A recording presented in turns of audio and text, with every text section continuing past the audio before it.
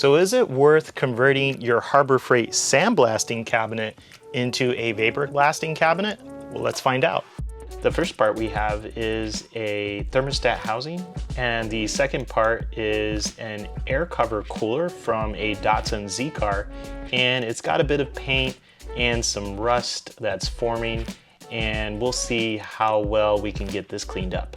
The last part is a valve cover from our Datsun 510, and this part is a little bit dirty and has a pretty thick coat of red paint on it, so we'll see how well the vapor blaster can take this off. So we converted our sandblasting cabinet using a pump from Harbor Freight as well.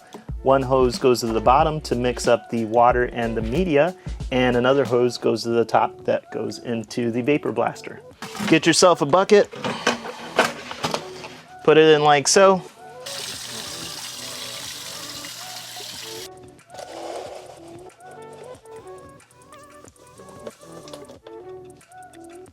So the hose comes from the pump back up to this gun. This is a 3D printed part that somebody else made. It's pretty cool. And then we also have an air compressor line hookup too, going to an air regulator. So there's tons of details on how to put all this together. So we'll put links in the description below for you to check out. Ready for part one, Ashley? Ready. All right, let's do this.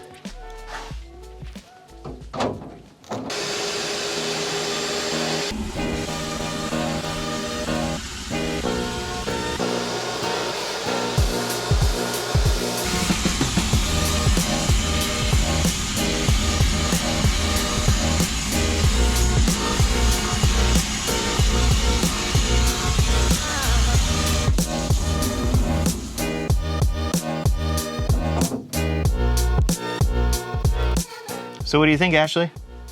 Pretty good. It worked pretty well. Yeah, it actually looks pretty clean. My turn.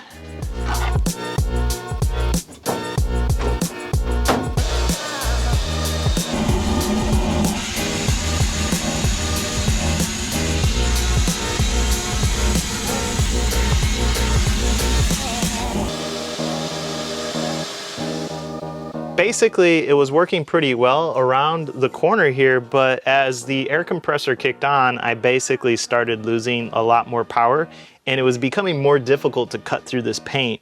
So I'm wondering if we give the air compressor a little bit of a break and then try again maybe? Let's see.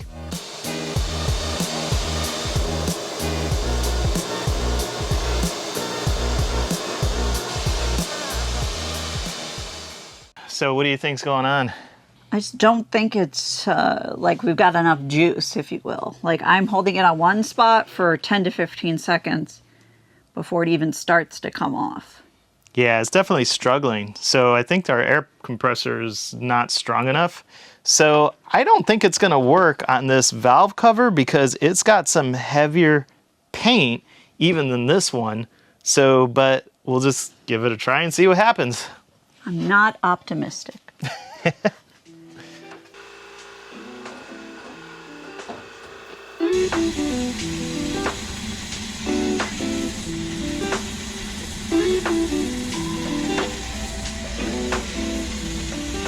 Well, it semi-worked. It's bad. Yeah, so let's compare the differences and see what works and what doesn't. So that's the thermostat housing, and it's made out of aluminum, and it actually looks pretty good. What do you think, Ashley? Oh yeah, it did real well with this. All right, so for the second part, it took some off. It didn't destroy the plastic at all, or this rubber gasket, and it didn't do too well with any of the rust or any of the paint. I would say each spot I put it on for a good 10 to 15 seconds before I moved, so. All right, and then for the worst performing part is the valve cover. So you can see this is where I basically started right off the bat, and actually that looks great. So I wish the whole thing would continue to work that way, and I think that's probably mostly due to the size of our air compressor. Our air compressor is a 1.8 horsepower. So I would say, is it worth it? No, don't do it.